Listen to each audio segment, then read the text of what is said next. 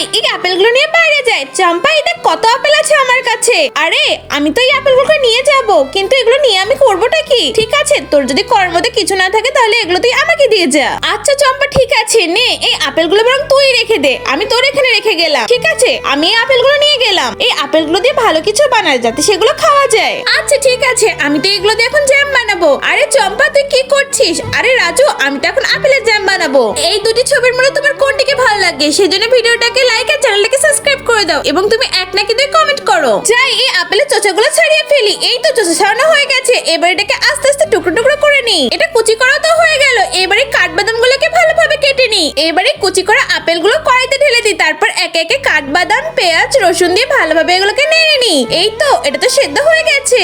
এই তো এটার আচার তো হয়ে গেছে, এবার এটাকে তুলে ফেলি। তারপর এটাকে একটা ন্যাকড়ার উপর দিয়ে ভালোভাবে চিপে এটা রস বের করে নি। এই তো এটা রস তো বের হয়ে গেছে। এইবার এই রসগুলোতে কড়াইতে ঢেলে দিই। এই তো এগুলো ঢালাও হয়ে গেছে, এবার এটাকে কিছুক্ষণ ধরে জ্বালাই। এই তো এটা তো ঘন হয়ে এসেছে। এই তো আমার আপেলের জ্যাম তো তৈরি হয়ে গেছে, এবার এটাকে কোটায় ভরে ফেলি। এটা তো খেতে অনেক সুস্বাদু, এটা তো আচার দিয়ে খেতে হবে।